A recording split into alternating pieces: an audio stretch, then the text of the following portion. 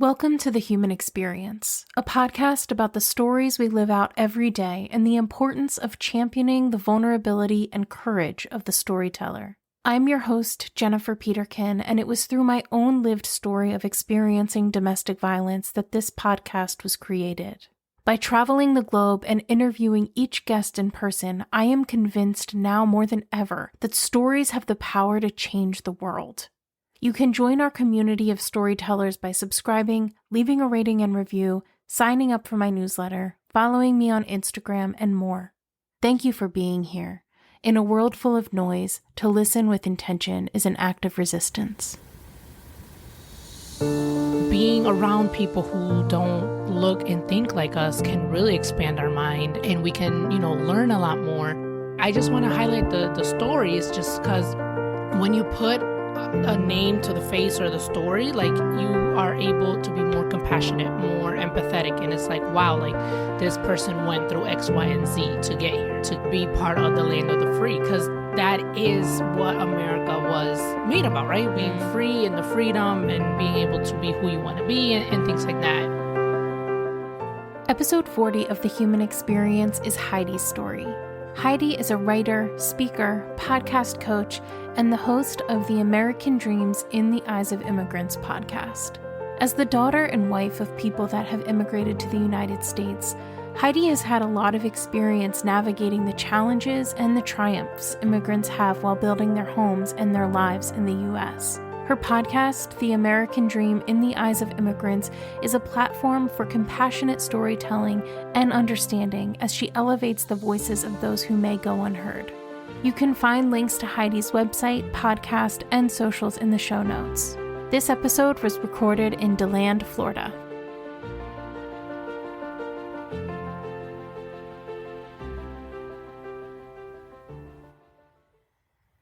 Well, I want to start where obviously you want to start in terms of what your story is. Like, I know you have your podcast and you're in a book. Yes, a poetry book. Yeah, a book and a blog. Yes.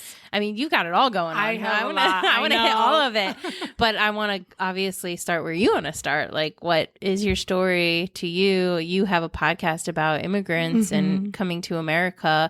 So clearly that has played some role in your life. Yes. Yeah. So my parents came from the Dominican Republic in the 90s. So I was born here.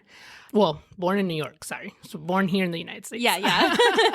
Born in New York, but I was raised in Michigan. So what happened was my dad actually was involved in a robbery. Like, he was a victim. Wow. So he was like in what they call bodega. They're like the corner stores in New York. And the guy came in and threw my dad like into a freezer, and it was like robbing, and that was super traumatic. So my dad was like, we got to get out of here. Yeah. So a friend of his lived in Michigan, Grand Rapids to be exact. And he was like, hey, come over here. There's a lot of factory jobs. Everything was good in economy wise back then. So they decided to go to Michigan. So that's where I was raised. Back then, there wasn't a lot of a Hispanic community. It was very minimal. And even growing up, I feel like there's more Dominicans now than what there was back then. So like, I just remember like having to translate for him, having to go to the store to like translate and things like that. Having to help him with like doctor's appointments and, just pretty much read documents for him and try to translate those as a child. Obviously, like, I didn't want to, but it's like, I had to help him. Sure. And it's like, why can't you learn English? Me as a child thinking, right. As an adult. But then like as an adult looking back, it's like, it's not that easy. Right. It's easier for a child to pick up a language than what it is an adult. But I do like specifically remember like going into kindergarten, not knowing English. So they, spoke to me only in Spanish. And I had this teacher who would like translate for me, which was really nice. And then I also have like memories. I did do 1 year of schooling in the Dominican Republic. Okay. I think that was before I started kindergarten here. So it's just like, just knowing firsthand like the struggles that immigrants go through, like trying to like navigate a new country that's not the same, like trying to figure out the processes. And some processes are easier here than what they are in the home country. Like, for example, like getting your driver's license or like doing those tedious errands that we don't like here. Man, in other countries, it will take like a whole day and maybe a whole day and a half just because it'll be like, oh, you're missing this document, or we don't have, or the person who needs to do it is not here today, blah, blah, blah. But like that can be a hassle, back home, but then it can also be a hassle here just because we don't know like where are we supposed to go to get X, Y, Z. So just having to like help your parents with that and things like that. And then like not having help for your homework was another thing. It's like, I can't really ask my dad because he doesn't really understand, the language. And so that was another thing. So like, I really never really asked for help with the homework. If I couldn't figure out, then it was just like, I couldn't figure it out. So that was another big thing. I do appreciate though, like him and my stepmom were like always there for me for games. Which I know I had a guest, 2 sisters beyond, and they were explaining how like their parents couldn't be at their extracurricular activities because they were always working, long hours, multiple jobs. And so I do appreciate them just being there at all my games, away and home, just like making that sacrifice to be there for me. And I want to say like they were the only Hispanic parents who were there. I'm thinking, because, like, when Hispanics come, they usually they usually have to take like the low paying jobs, right? And a lot of times they are very educated in their home country. Right. Like they have their doctors, their lawyers, but when they come here, it's a whole different system that they don't recognize their diploma. So for example, my stepmom, she has her bachelor's degree in hospitality. But when she got here, she wasn't able to find a job in that area. So she ended up working at a hospital. So as a nursing aide. And so from there, she like kind of like worked her way up. And so she just, all her experience has just been in the hospital and in the doctor's office. So like, that's what she does. Yeah. But she has her degree, and she wasn't just able to find a job here within that. So just things like that. And then like me working at a doctor's office too, like I met so many doctors who had to work as medical assistants, because when they get here, they have to take like 3 more exams in English, so not their language and things like that. So it's kind of like a lot of hurdles to be able to do your profession that, you studied in your home country here. So all of that to say that I started this podcast because I wanted to highlight what happens once they arrive, immigrants. And it all started, I am a writer, so I write on Medium. And so I was reading an article, and it was this immigrant from Kenya. She had came to the United States. I don't remember what age, but she was explaining how each cultural shock that she experienced here really diminished her confidence. And I was like, wow, like we don't talk about that. So then I remember going to my husband. He was born in the Dominican Republic. He came when he was 9. Okay. I remember going to him after reading the article, and I was like, hey, look, I just read this and that. Like, do you remember when you got here? Like how you felt, like what you saw? And he was like, yes. I was 9 years old. That was years ago, but I still vividly remember, everything. So then he was telling me how at night he was so excited to come to the United States because they were going to be reunited with his dad. And he was like, they came from Dominican Republic to New York. So he was like, those buildings were so tall. The road was so wide. And he was like, and there was no trees. He was just wondering, like, where are the trees? Yeah. So yeah, he vividly remembers. And I was like, oh my gosh, like just him listening to his experience and what he remembered and how he felt. I was like, that's the podcast episode. It's like, okay, this is what the podcast is going to be about, because I wanted to launch a podcast back in 2019. Okay. So what I was going to do was have a friend come on and just share the good stuff that they're doing in their life. Because I was like, a lot of, like, we don't celebrate ourselves enough. So like, I kind of want to just celebrate the average person, right? Yeah. So if anybody wants to start a podcast, there you go. There's an idea. Free idea. Free idea. You're welcome. So that's what I was going to do. But then I read the article. That was in 2019. And then 2020, we had the pandemic. Yeah. I was dealing with a lot of mental health issues in that year. 2021, I was pregnant. And then I was dealing with that pregnancy. So I was like, okay, I can't, do that right now. And then 2022, I was like, okay, I'm done with school. I'm not pregnant. We're heading down the pandemic. Like, okay, this is the year I'm going to launch this. So yeah. April of 2022, I finally launched. I started talking with friends and family because, we're all immigrants. So it was really exciting to launch it, but then also like nerve-wracking, like who's going to want to listen to this, But it's been fun for the Yeah. past year. I've learned so much, and I'm just grateful to God that He put this in my heart and that I actually like stepped out in faith. And because it's been amazing, like the people that I've met, the cultures that I've learned about, and I would eventually, like you're doing, would like to travel if like the person can't come to me, like me go to them to like, you know, see them face to face and everything and talk to them like in person. Cause I feel like that's a lot better than, you know, the virtual and everything. So It's different for sure. It's different. I understand and appreciate the access that being online provides, right? But there is something special about being face to face with somebody. Yes. So for your dreams, I hope Thank you. that happens for Thank you. But I think what you're doing is really valuable on multiple levels. I think probably for you personally, it's something that really maybe was something that you wish, and sorry if I'm projecting, you can tell me if I'm wrong, but something like you wish that you had when you were younger in terms of voices to talk that were like talking about these things. Yeah. And then you got married to somebody that was an immigrant, and, you know, finding out that he has been through all of these emotions as well. And, you know, you are in community with a lot of immigrants. And so as a pillar of that community, kind of moving forward and saying like, I want to highlight and elevate these voices because there's a lot of valuable information and there's a lot of their stories matter, right? Yeah. Yes, definitely.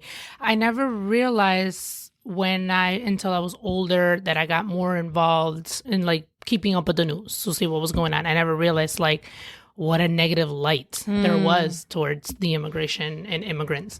And so that's really like what sparked it. Because I like to be well informed on, you know, whatever side, right? So then when I was like reading articles, I was like, man, these news outlets are talking about, you know, a certain event, but like the way that they're describing is like 100% opposite, like completely different. So I was like, man.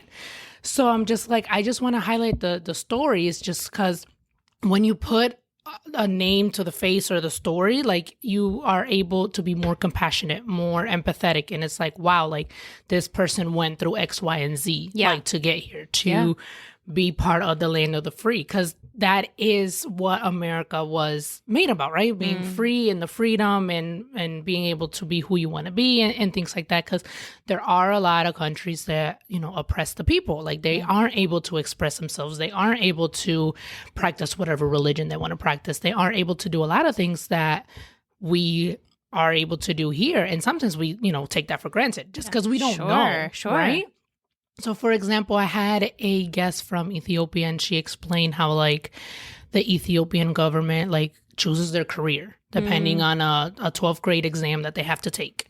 And I was like, wow, really? And then she was like, yeah. So, like, if you're, you know, for example, good at math and science, they'll put you, like, in engineering or, like, medicine and things like that. And so I was like, wow, that's interesting. But then I was kind of like thinking of it like in a positive way. That's just what I do. Like I automatically like try to find the good thing. And That's not a bad trait. And so I immediately went to my example or what happened to me at 18. Like I had no idea what I wanted to do. I was so overwhelmed with like the choices that we have here. I was like, I know I want to go to university, but I was like, what do I want to study? Like, what am I like? Then I had no idea that I was, you know, good at writing or although I had written my whole life, but I never really thought about like pursuing that as a career, right? Yeah. So I was just like, what do I do? I was so overwhelmed. And so like my first 2 years of college was just like trying to figure out what to do. So I feel like I wasted a lot of time and money. But eventually, you know, God led me down the path of where I am now. And obviously, like back then, like podcasting, I had never heard of that, right? So I'm like, and now I'm a podcaster. So it's like, I never thought that that's what I would be doing. But yeah, no, so I saw that positive. I was like, well, it could help people who are like me, who are like very undecisive, like don't know what they want to do, have somebody tell you like, hey, you're good at this, you would be good at this career. Sure. Now, I didn't get into depth as like if they could change their career. Okay. So that I'm not sure. So if anybody knows and can let me know. Yeah. Let us know. I didn't end up asking her. That would have been a good follow-up question. That's okay. But I always think of follow-up questions. I'll think of follow-up questions for you next week. I'll write you on Instagram. Or like when I'm editing, I'm like, man, I should have asked this or I should have dug deeper into that. Yeah. I know. Yeah, been there. Podcaster problems. Yes. Definitely. It's a hard task. I mean, truly, it's hard because you are, I think people like podcasts, which is great, and they've been elevated by some really big companies. Oh yeah, like everybody listens to at least one NPR podcast, probably, right? Yeah. And so like they're heavily produced, they're highly promoted, and in one sense it's been really great because it has legitimized podcasting. But in another sense, it's like, okay, we're over here though. Yeah, our little people. We're the little people. Listen to us. Yeah. I don't have like a team of producers to credit after each episode. It's just one woman show. Yeah, exactly. Yeah. So, I mean, anybody that does this, I have massive respect for after doing it myself and being like, I don't know. Yeah. They're supposed to keep this all together. But yeah, so I think it's beautiful. I love it so much. I want to roll back to what you were talking about growing up and having to kind of be like a liaison for your parents. Yeah. Did you move with your dad and stepmom or? Yes. Okay. So I know I didn't mention my mom at all. It's okay. My mom, I lived with her until I was about 6 or 7 because that's when my parents got divorced. And then I moved in with my dad. She ended up moving here to Florida. So then I would just see her in the summer times. And then I think when I was like 9 or 10, that's when my stepmom and my dad got together. Okay. So, and then I moved in with them. And I do want to say like my stepmom does know English. Okay. She studied in the Dominican Republic, but there's still, things that are of course, yeah. So helping both of them, and then sometimes her like helping my dad and stuff like that. But still, it was just like helping translate and all that fun stuff. Well, I think again, this is not my experience, so I'm speculating here. Please correct me if I'm wrong, but it's kind of seen as like it's an expectation for you, right? Like you're here, you're in school learning all of these things. Like, why wouldn't I turn to you to be like, you need to kind of help me, and not in a bad way. And that was an argument me and my dad had all the time. It's like, but you know English. You should know what it says. It's like, I don't know what this word says. Like, And even sometimes adults don't even know what those official documents. Oh gosh, yes. Right? And it's like, okay, yes, I go to school, but it's like I'm only 9. I don't know. I don't know. Well, that's got to be so challenging sometimes, right? Yep. And you think of your quote unquote average American 9-year-old not ever having to deal with that, right? Like, even if you're in a non-traditional nuclear family, that's still a different thing that you're dealing with. Having somebody that you're learning a culture as a child, but because you're a child, you're picking it up a lot quicker and you're immersed in it a lot deeper. And so then you're having to kind of bring your parent along with you. Yep. Yeah. So let me put it in this perspective. Since I'm a writer, they always say to write at like an average 8th grade level. So then everybody can read it, right? 8th grade, how old are we at that age? Like 12, 13. So that's the level that they want you to write at. But if it's like, if you have like legal documents or like doctor stuff or whatever, like they don't write at an 8th grade level, right? So it's like, some of the stuff I didn't know as a 9-year-old or as whatever age I was. And it was just like, it was just something that we definitely clashed on all the time. And I recently talked to somebody about this because it was a fight. It's like, you want to help your parents, but then like as a child, you don't want to. It was kind of like a hassle. You know, it was like, oh, hey, I need this favor. Can you, translate this for me? Or can you go with me to this doctor's appointment? Or my dad is really big on, he's a mechanic. So he's very big on like, getting car parts and then having to return it and all that fun stuff. So like I had to go with him to like AutoZone and Advanced Auto Parts and with him to like translate. And he was like, I understand them.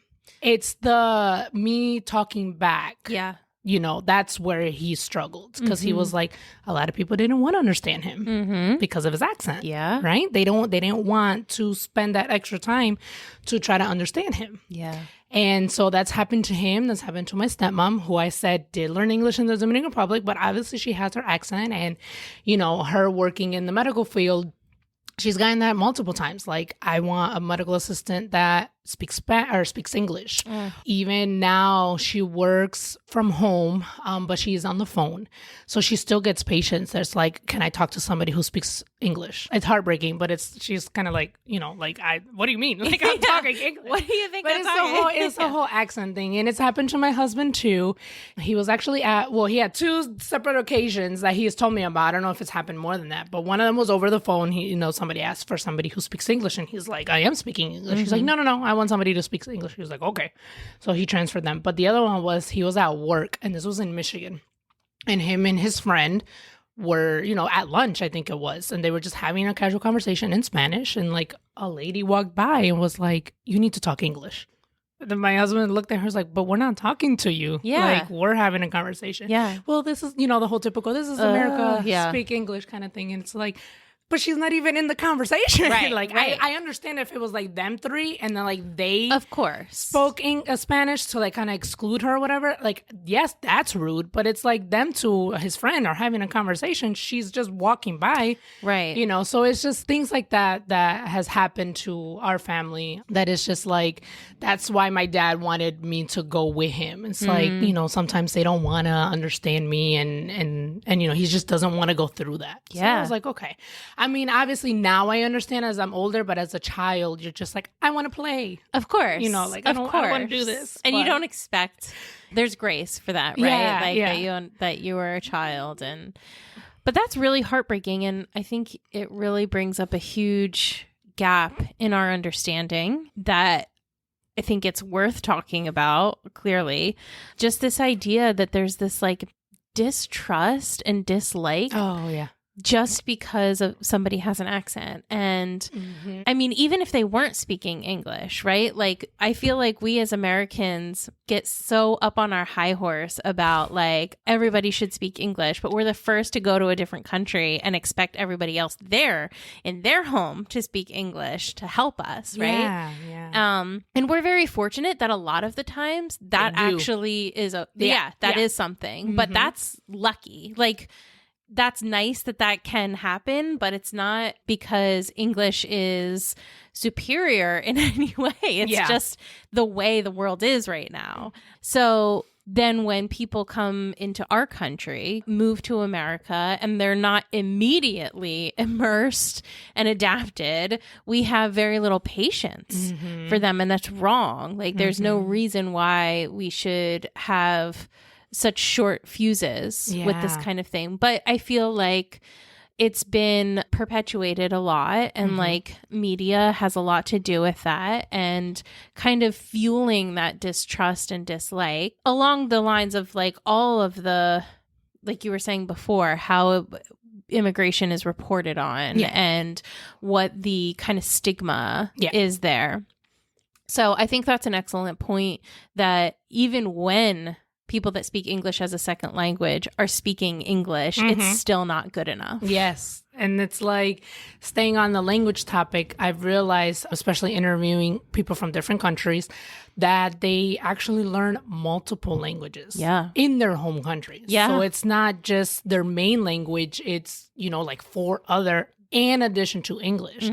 So it's like, okay, you're making fun of this person because they have an accent, but really they're smarter than you. Yes, you exactly. know? Like, they know more languages than you. So I've realized that a lot. And yes, English is typically another language that is taught in other countries. And also, depending on which country, it could be the British English. Right. So I get that a lot from my guests. It's like, I thought I knew English until I got to the United States. And it's like, I don't know English. I know. So they had to like relearn. Yeah. I wish the United States would emphasize more in teaching another language. And it doesn't have to be Spanish, but Well, I guess also depends on where you are in the country, because I know like there's are bilingual schools, but a lot of the time they're like, private. So you had to, pay and stuff. But I wish it was more emphasized from young to learn another language, because it is a lot better. It makes you a lot smarter, and you're more open to like different cultures. You can talk to more people. It's just, there's a lot of benefits to knowing more than one language. My daughter's at elementary school, for example, they don't teach Spanish until like, I think middle school. And even then it's like an elective. It's not even required. Mandatory, Yeah. So I wish that was emphasized here more, because I'm personally having trouble with my daughter because she went into school knowing Spanish, right? So obviously she picked up the English very quickly, but now that she knows English, like that's how she wants to talk to me. Okay. And I'm like, come on, like, well, you can speak Spanish, or like, I'll talk to her in Spanish. She understands it. Fine. It's just the responding back. She just wants to do it in English. And I'm like, and then I try to tell her like all the benefits. I was like, look, your stepdad was making more money because he knew Spanish. Yes. And I like try to give her so many examples, and she wants to be a teacher. So then I was like, okay, what if you're a teacher and then there's this kid who comes from a Spanish speaking country and you have to help him? And then she was like thinking like, oh yeah, that's true. But still, it hasn't convinced her. But the good thing is that she does go to the Dominican Republic to be with her dad in the summer. So that's where she's at now. So I'm like, well, you have to speak Spanish over there. There you go. Like you're like, there's no choice. But she tells me that she speaks to me in English because I understand it. So that's why.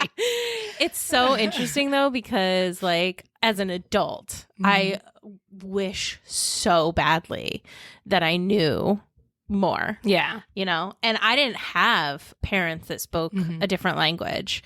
My family's been here for a few generations. And so when they came, they quickly shucked that off in favor of quote unquote acclimating, right? And now I'm just like, man, I wish that was different. Like I wish that it had just been carried down.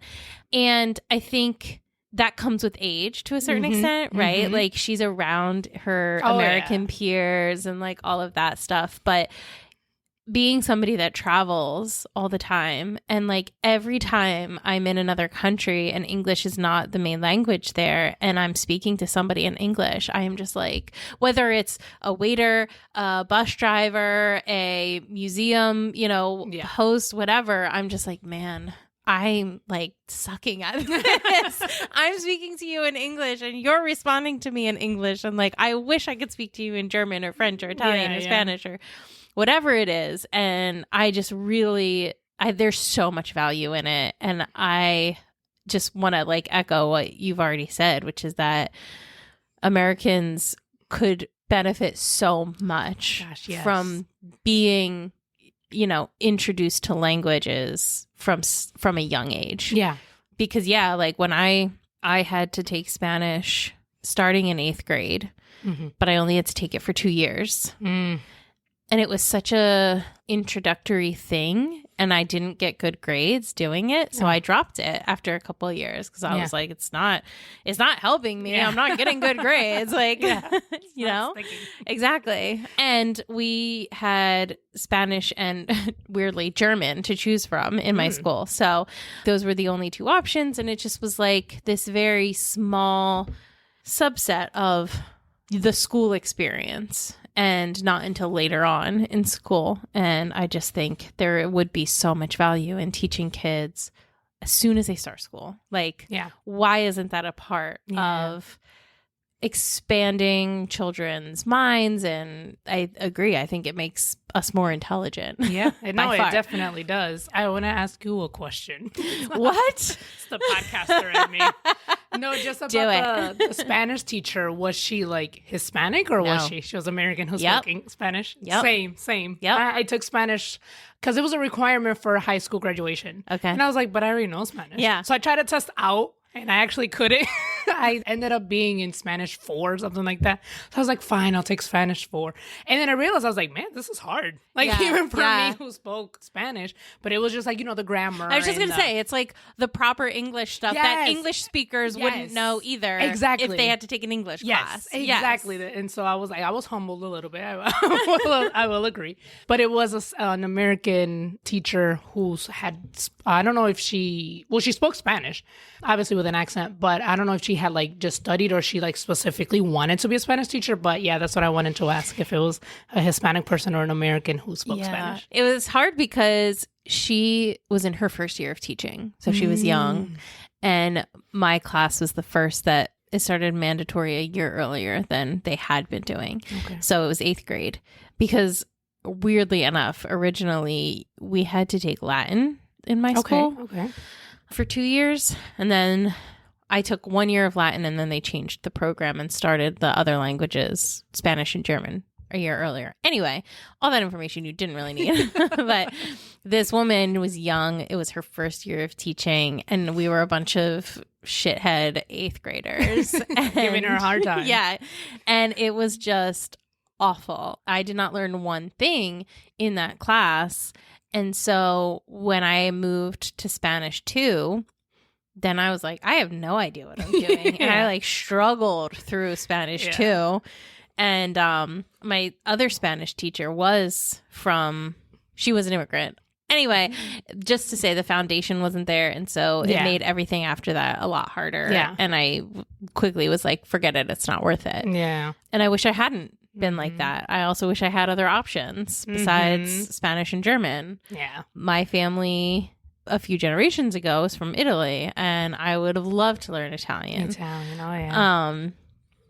I know. And same thing for as the generation goes on for us as immigrants too. I'm, first generation, and my daughter is second. She doesn't want to speak the Spanish, so it's like her kids, is she going to speak Spanish to them? Yeah. So it's kind of like as the generations go by, unfortunately, the culture kind of gets, lost a little bit. That's just, the way of life. But absolutely. But it's awesome that she spends her summers in the DR. So hopefully she does hold on to. I hope so. Yeah. I love that experience for her. Because even I, growing up, like going out there for summer or Christmases was amazing. Like I just have such good memories. And I love being exposed to a different country, different culture than from the United States. And then just seeing how things are so different.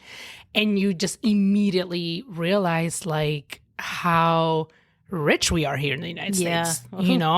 Just from the roads to just everything, honestly. My daughter has told me, though, that the food is better in the Dominican Republic. I believe that. Yes, ma'am.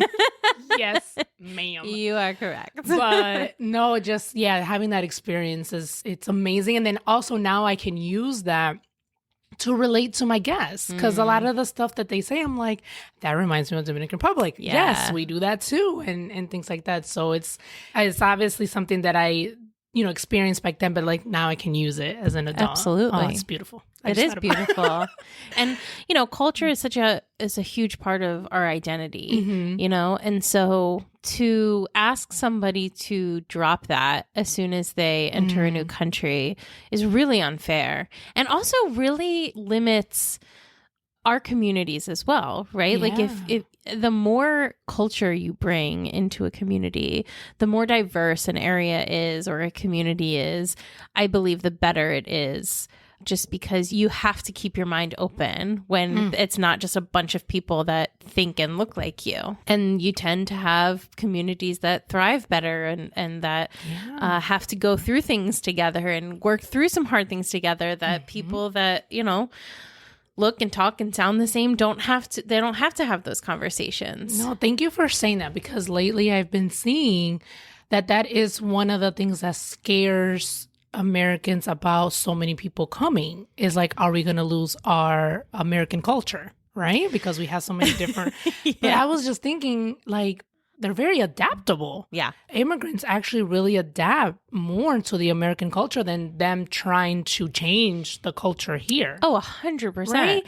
And I feel like that's just fear of the unknown, right? And so, like you said, like being around people who don't look and think like us can really expand our mind, and we can, learn a lot more. But yeah, I just want to put it out there that we're more adaptable to the American culture than vice versa, than trying to, change the culture here. It's like, no. And that is one of the questions that I asked my guests. It's like, how did you adapt, to living here? How was that? And even when I interview children of immigrants, because our experience is completely different from native borns, I always ask, like, what is a culture that you guys kept? And then like, what is one that you guys adapted, and it's been very nice to like hear the different answers. And it's like, even in my family, like there's a lot of like Thanksgiving, for example, like they don't do that in the Dominican Republic. So like, that's obviously something that we adapted here and, gather and everything. And so things like that, like we have definitely adapted to the American culture and obviously kept some of our own traditions and things like that. So for example, Christmas for us is on the 24th. So we celebrate, that's when we have the big dinner and do all the things. But here's the 25th. Yeah. So for us, it's like Christmas is on the 24th and the 25th is just like leftover day. But that's a tradition that we've kept. Yeah. Right. But the Thanksgiving one is the one that we've adapted. Yeah. So there's that. Yeah. And there's so much beauty in adopting other traditions and other cultures. And really, it's like, I think anybody that doesn't see the value in that just hasn't experienced it, because once you experience it, you're like, wow, this is like so rich and so beautiful and so fulfilling. I mean, truly, it is the best. Our cultures are the best of humanity. Yeah. The best depictions of humanity. Yeah. So I think it's so important. And I see the line of culture kind of diminishing as generations go by. And part of that, like you said, is just the reality of generations, because things change and we grow and stuff. But I think as much as possible, if we can hold on to things that make us who we are and remind us of where we came from, that's super important. I hope that the conversation is turning a little bit, and that while slow, some more acceptance is coming, and hopefully more embracing of people and immigrants. And I know it's not everywhere, but I'm hoping that, you see these pockets throughout the country where immigrants are celebrated and you see such rich and vibrant cultures. So ever since getting into this space and intentionally seeking out organizations that help with immigration and things like that, I have come across this very specific organization, and I mention it a lot in my podcast, Women of Welcome.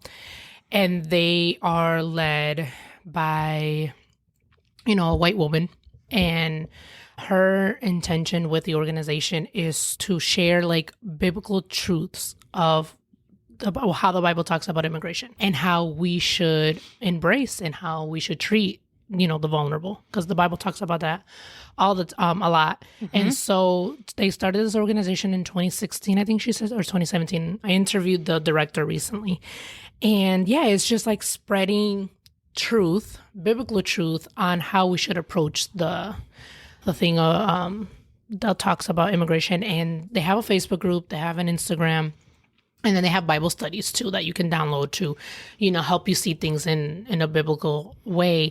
And I love the work that they're doing because it's led by a Native American, not a Native American, sorry, but somebody born here, like an American.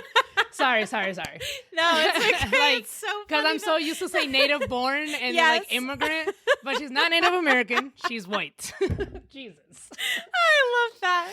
So it's just nice to see that it's an organization started by a white woman, not an immigrant, to help spread that to her, to her circle and things like that.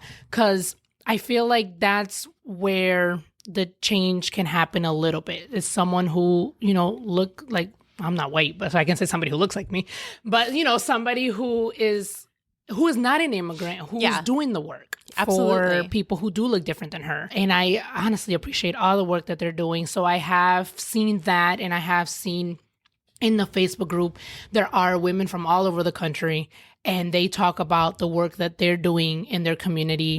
They're also talking about the challenges of like, their family members, what they see on the news, and like them trying to come in. It was like, no, but the truth is XYZ. Yeah. And just having those hard conversations with their family. And so, yes, since joining the Facebook group, I do see that there are talks happening all around the country, but change is slow. Yes, it is.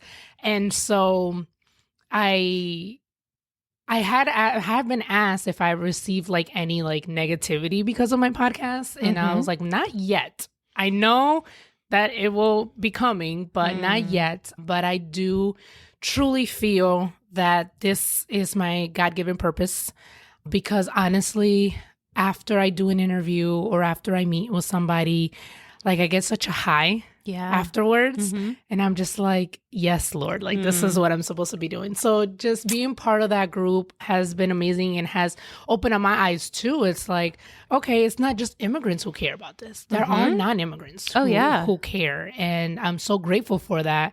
So I want to start a series of immigrant allies, just like interviewing people who have helped immigrants and then ask like and talk about like what capacity and why do they feel that it's important to do that. So yeah, I am seeing slowly but surely, talks being changing, and I have been aware of like things being going on around the country. So that gives me hope. Good. I'm glad. Because it can be hard. It can feel like 2 steps forward, 1 step back kind of thing. And change on such a mass level like that is really, really slow. Yes. And it's not like, first of all, it's not permanent, right? Like anything could happen. But second of all, it's not going to be everybody, right? Yeah. There are going to be people always that just stay in their ignorance. And that is across all things, right? Like not just immigration. And so, and that's really difficult. That's really difficult to be educated on something, to have personal experience with something, and to come against people that are just saying like, nope, I don't want to hear it. I don't care. Yeah. I just like, I have this dislike or I have this distrust and I don't have a reason for it, but I'm going to stay in this. Yeah. So how do you kind of, because I'm sure you run up into that, maybe not in your podcast, but in your personal life. So how do you kind of deal with that when there's so much like you see such value, obviously, and you love your family and friends and your community? How do you keep your hope and not get like so angry and bitter about it? Yeah. So I try to, especially in social media, just try to spread truth. If I see that there's anything that's misleading or that is incorrect, I, try to either respond or publish whatever, like the truth, right? And it usually mostly happens on Twitter. Okay. I stay away from Twitter, so maybe Twitter that's is a good dangerous, idea. guys. Let me just say that. And even my husband sometimes tells me, like, you're wasting your time. You're not going to convince these people. And I'm like, but the way that I approach is by love. The thing is that I do see that a lot of people attack each other, right? And even comments on Facebook or Instagram, like I do go through those comments and just seeing them, just like there's so much hate, and it's like, why? Yeah. But usually just try to respond in love. And it's like, okay, but have you thought about this? Or this is not true. This is actually what the truth is, and things like that. And yes, they come at me and, but I don't attack. I don't, name call, none of that. It's always out of love, just out to spread truth and things like that. So what keeps me going is definitely God. God is the one who gives me strength and the hope and everything. And it's like you said, not everyone's going to be open. Those are not my people. Yeah. Hey, I like that. My people are who are open, who are willing to listen to these stories, to learn, to just see that the way that you do things is not how everybody else does things. Right. And that's not mean that it's wrong. It's just different. And so that's why, like I was telling you before we recorded, it's like I was thinking yesterday, I was like, wow, my podcast is very specific. So those who listen, I'm grateful because they are willing to listen to these stories. They are willing to open up their minds and learn of these new cultures and things like that. And looking at the the stats of the podcast, like it's not only listened here in the United States, it's also listened, you know, in a lot of different countries. I was up to over 80 countries at one point, and like that wasn't my intention. Like, you know, it's a United States specific podcast about immigrants coming here. But then I also because I noticed that a lot of people from different countries were listening, I started asking my guests to give advice if anybody was thinking of coming to the United States, you know?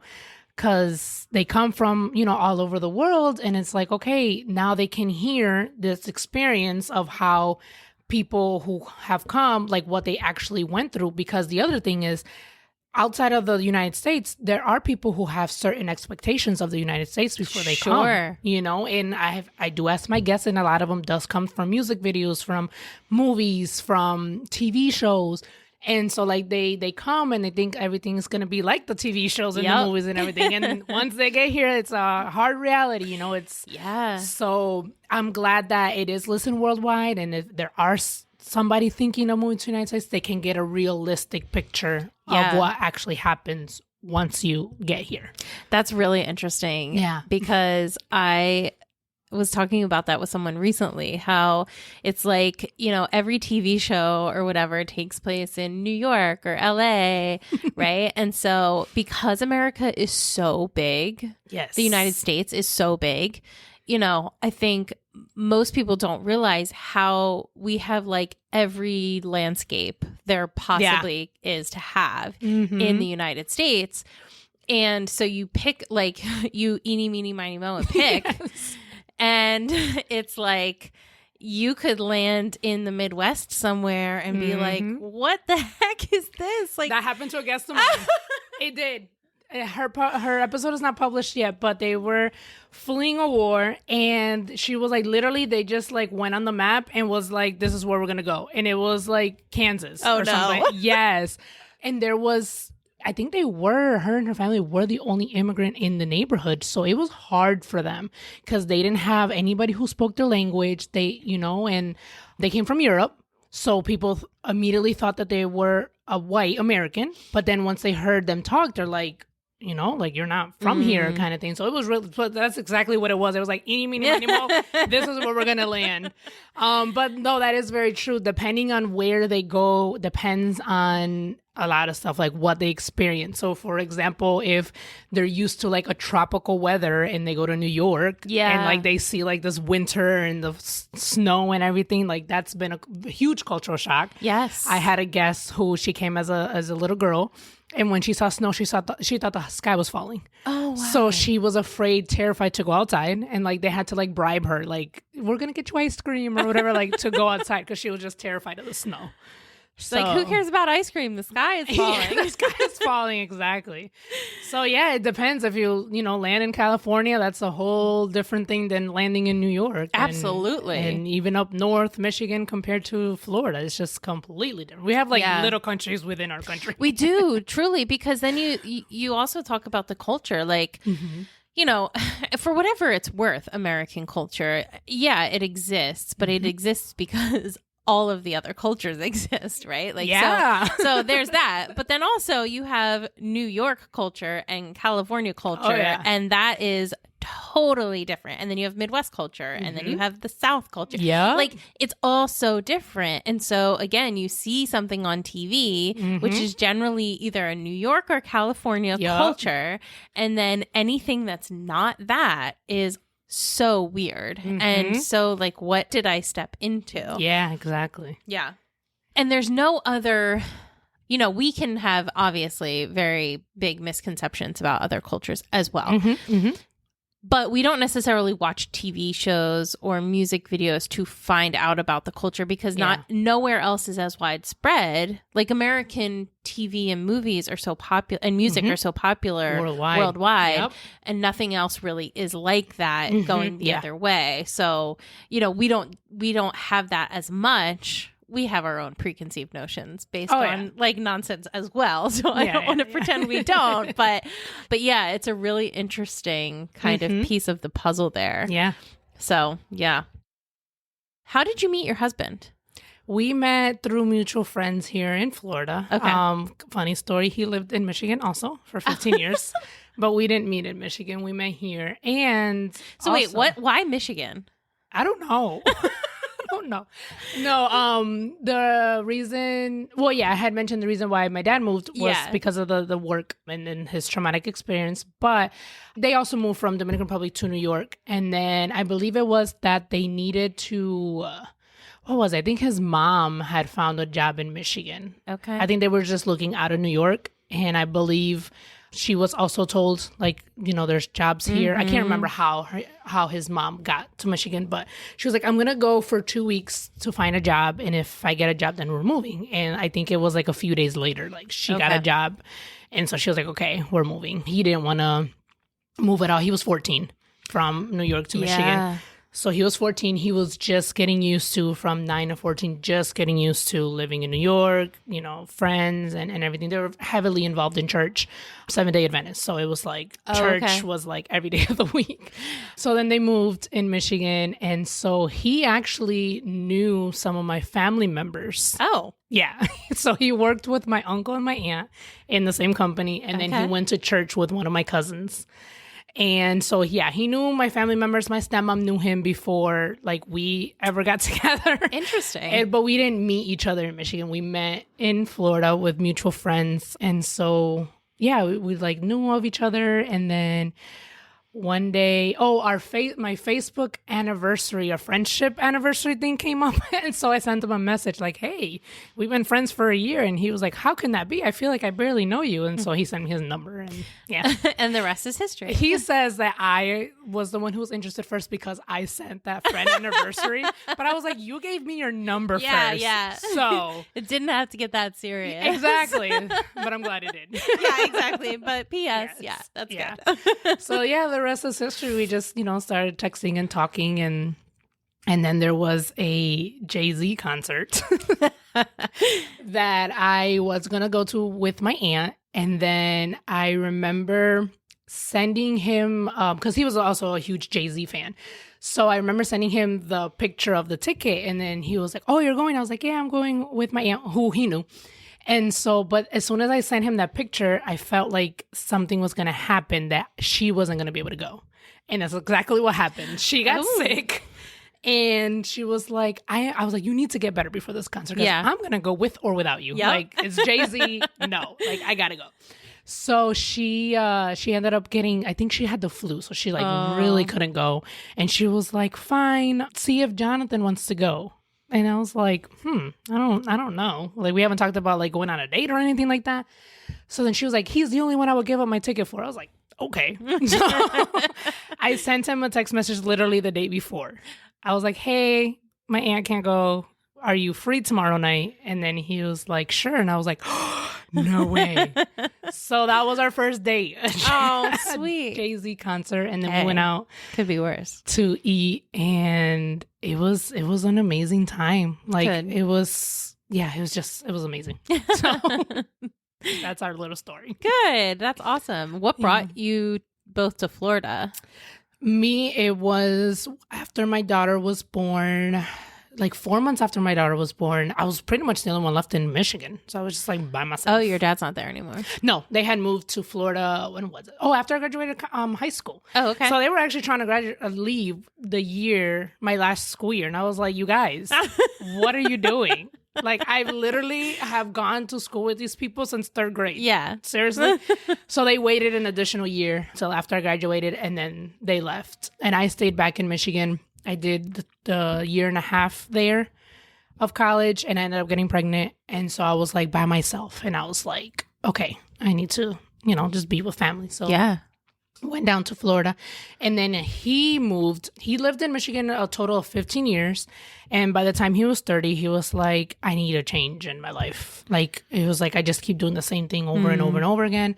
I need a change of scenery. So his job was offering a transfer to Florida. And so that's how he ended up here. So Man, I was like, if two people weren't more meant to be than the two of you. So I was like, so if your transfer would have been to Arizona, he's like, Arizona would have been it. I was like, oh, wow. So now he like loves Florida. I'm trying to get out of Florida. He's like stuck here. So I was like, oh, fine. What does he do?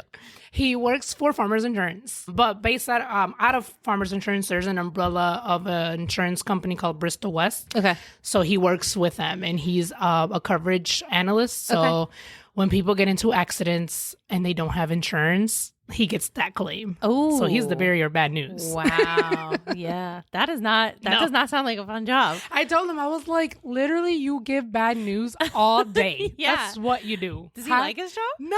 I'm like, how are you still working here? No, but he's been with the company for 17 years now. Oh, wow. Because he started off with Farmers and then he transitioned to Bristol West when they did the transfer. But I'm like, get out of this. But he's one of those people who's like very like, it's a stable job, it pays good, good insurance. So he's like one of those people. I'm just like, we were actually talking about this the other day. Oh my gosh.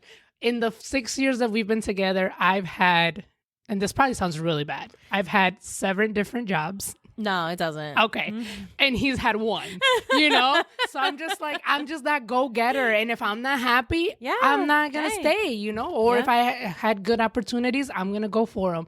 But he's just that, like, I'm good. Even though I don't like my job, it pays the bills. No, but it's so interesting, actually, because I think that's there's a split happening right now I don't know, I can't speak for the rest of the world, but I know in American culture with our generation, which is, up until recently, everything's been about a career, right? Yeah. Like you stay with one company for as long as possible. But what that used to mean was that you had a pension. Yeah. Maybe you were part of a union. Yeah. You got to move up in your career. Mm-hmm. You worked up the ladder and like you had opportunities, right? And so like you weren't just existing within this career. And so the shift has come now where it's like, well, I want more purpose in my life than that. Things have changed. Technology has changed so much. And so there are more opportunities and they're different opportunities. Mm-hmm. And so now what I value more is my time and, my ability to be happy. Yep. And so that's more important than necessarily the quote unquote loyalty of staying at one job. Yeah. And I think it's such an interesting conversation to have because people get really like offended on one side or the other, right? Like, no, this is how you have to do it. Yeah. No, this is how you should do it. So where that for him staying at this job, where that comes from, because we talked about it, it was just like, his mom told him, it was like also from like an older generation mindset, like you said, but his mom told him, was like, you find a good job, you stay there, right? Pretty much, right? And that's just what he's done. He's like, gets paid good. Like I said, good benefits. Honestly, because of his job and his benefits, we were able to buy the house that we're at, And I joke with him, I was like, you bought me a house. Legit. Like, because, like we fixed his credit, but he was able, to buy us the house, without me putting any financial thing into it. So he was able to do it on his own. So that's why I joke with him like that. But because of his job, we are able to do a lot of things, And so after, we had our son, I've realized, because I've tried to push him to like do more, right? And motivate him. And it's like, I know you're not happy. Look for a different position or a different, job or whatever. But obviously at the end of the day, that has to come from him. And I've realized like his thing, especially after having our son, is just like his outside of work, like his purpose, his thing is like being a good father and a good husband. And that fulfills him. Yeah. He's such a homebody. So he's like, as long as I have my family's okay, as long as I'm still bringing in income and I can play my video games, I'm good. He's good. There you go. So like I've tried to push him and like I was telling you about my friend / business coach, one of our first meetings, she was like, let him be. Yeah. And he's very supportive of everything that I do. And she was like, you know what? You need that stability. If you guys are both go-getters, you guys will clash. Yep. So she was like, let him be. He balances like, you out. Yeah. Okay. Yeah. Because like truly, there's nothing wrong with staying in one place. And it's just the idea of there being a right or wrong way to do it, right? Like, do what works for you. As long as you can be responsible and support yourself and not, dig yourself into like a really bad situation. Do what works for you, right? Yeah. I mean, he has his outlet. I mean, obviously he doesn't like what he does, but he's like, after work, I have my outlet, I have my family. Like he plays his video games to like detach, you know, like that's his thing. And so like I don't get on him about that, you know, because he, like I said, he's such a homebody. So he's like, he doesn't like go out or anything. He's just home. So I'm just like, yeah, like that honestly, and him having that stability, once we got together, he brought that stability into my life, which is something that I needed. And I didn't realize I needed until we got together. So it's like like you said, we balance each other out. Yeah, so it's pretty exactly. cool. Yeah. Exactly. Well, kind of on that note, I want to ask you something then. Because obviously, again, you have a lot more of experience with this. So regarding immigrants coming to the country, it's like, and your podcast is called The American Dream Through the Eyes of Immigrants, correct? So when we talk about the American dream, a lot of that is getting to America, right? Like that is like a big part of the dream is just like getting here, being here.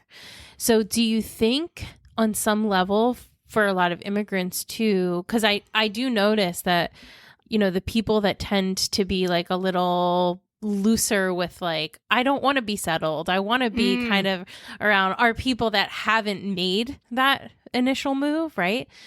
Do you think it's because that dream was realized and so it's like, well, I'm here, like I don't necessarily feel like I have to do more? And I don't mean that in like they're settling way, but just like they are happy where they're at. They're happy being in the 9-to-5 space and they have their family and Hispanics whatever. are very loyal. Okay. Yeah. Yeah. So it's like if they find something that works, why change it? Yeah. Kind of thing. Interesting that you say that because Barack Obama had a documentary on Netflix and I can't remember what the name of it is, but it's about working people. And there were a few immigrants there who had been in their company 20 plus years. Yeah. And it's like they got here, they found a good job. Yep. The benefits and everything. So it's like, why leave? Right. Why mess with it? And it comes from that. It's like, okay, I'm already here. Right. You know, that's their American dream to get here, found a good job, stable, you know, so they stay 20 plus years. There was also, we were watching Undercover Boss. And so like the immigrant workers that they would show on the episodes, same thing, 10 plus years, 20 plus years that they're within a company. Same. It's just like they found something good that pays the bills, that works for them. They didn't find the reason to leave. Yeah. They're here, you know, and it's like not settling, but it's like their, like you said, like their goal, their dream was to be here. They have that. So it's like now we have a stable job, kind of thing. But they're loyal. They're very, very loyal. Yeah. Yeah. And then also I think too, like their children then have different opportunities and maybe that's also part of that dream, right? Like I got here. That was my dream. I got here. I have the job. I'm bringing the money home. I'm supporting my family so that my kids can do something different or, you know, have a different way of life, you know? So there's just so much, it's so obviously family oriented, but I think on a very basic level, we would all like to say that we want things to be better for future generations. Yes. But immigrants specifically are walking that out day to day, which is pretty incredible because what then they're saying is like, I know I'm not going to have the same life that my kids are going to have. They're going to have a better life, but I want that for them. Yeah. And so I'm going to make the sacrifices in my lifetime so that they can do what they want in their lifetime and then carry that through. So let me go back to the whole working thing because I thought about something else. I also think it comes like from their culture. I'm thinking like of my family. Like it's not common to change jobs so much back home. So it's like same thing. Like, you know, I think my stepmom did end up working at a hotel, but she was there for like many years. And then like her mom was an accountant and she worked in, you know, one firm many years. Her dad had one job, you know, kind of thing. So it's not as common like me. Like I've had 7 jobs, right? Like that's unheard of over there. So I think it also comes from that too. Sure. Yeah, back home, it's like, you have your career, your job, you stay there. Yeah.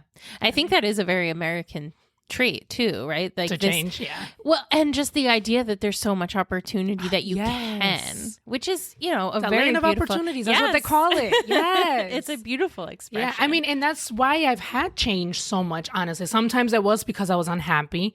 One time it was because like I needed to make more money. So I had to go.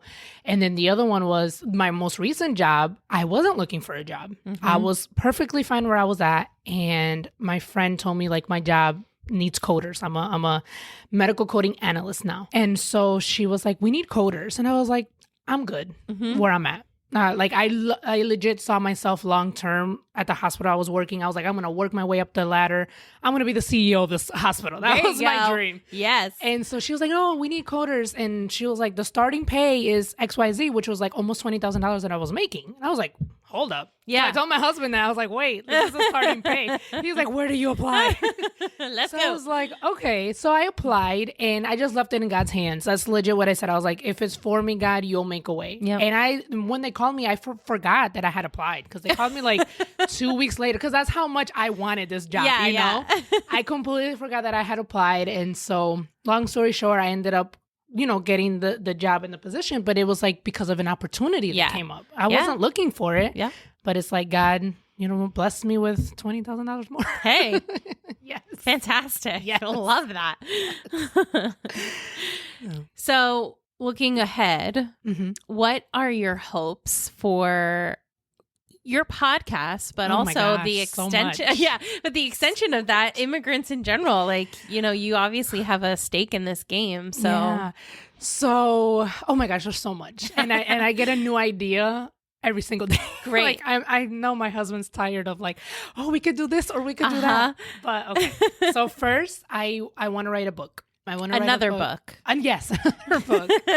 This one will be an extension of the podcast. I want to share some of the stories in there, but then also incorporate the history of immigration. Wow. So how policies got started, what was going on in that time that these policies were written. And I've started to do some research already, and it's been very fascinating, the information that I have found.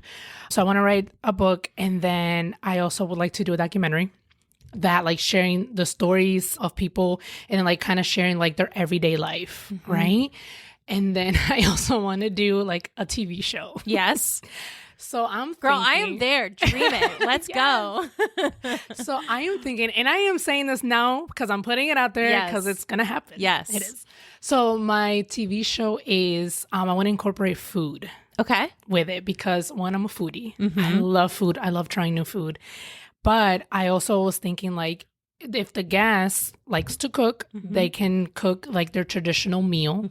So they show us how they cook it and like where it comes from and kind of like the history of it.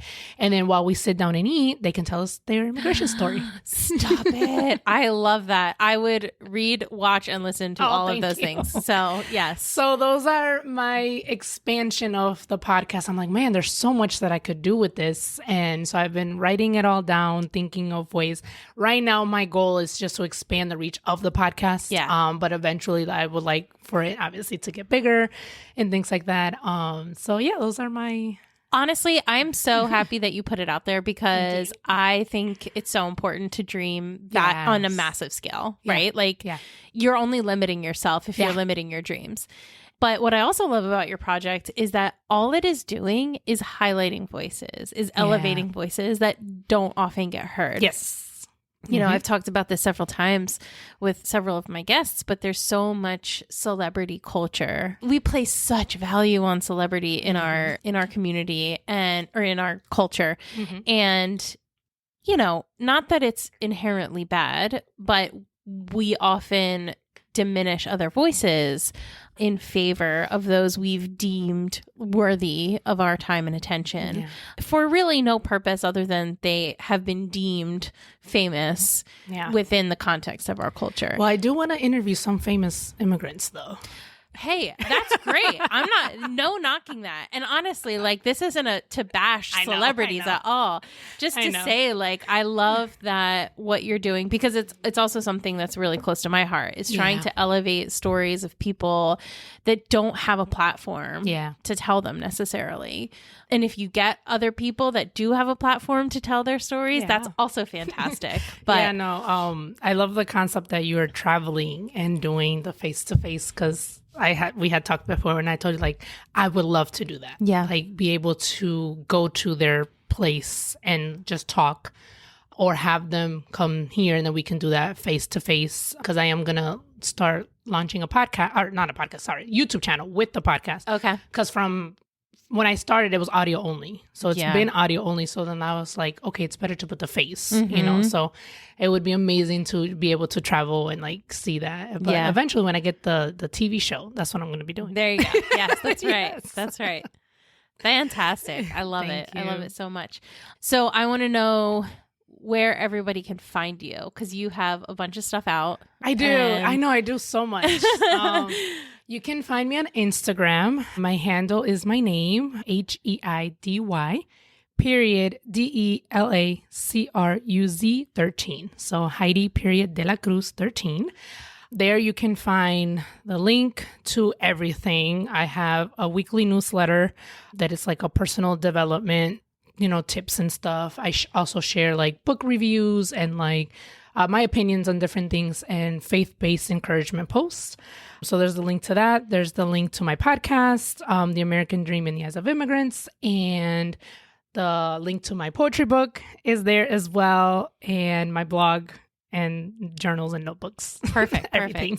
Well, and we'll link all of that in our show notes too. So people will be able to go find your Instagram and everything else, and definitely give that podcast a listen, because it's really valuable. Really, really valuable. Thank you. But yeah, so thank you so much for doing this with me, for meeting up with me. She got this like awesome space. We're sitting in an actual little podcast studio, which I have never recorded in before. It's always been at like somebody's kitchen table. So yes, this has been fantastic.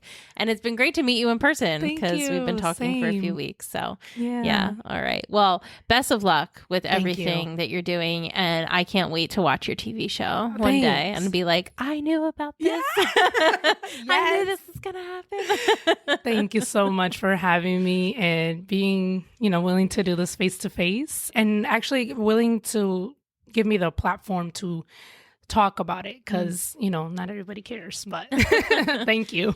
Yeah, I think there are, unfortunately, sometimes the people that don't care like to make their voices louder than everybody else, but there are a lot of people that see value in what you're doing. So keep doing it. Thank you. Thank you for listening to The Human Experience.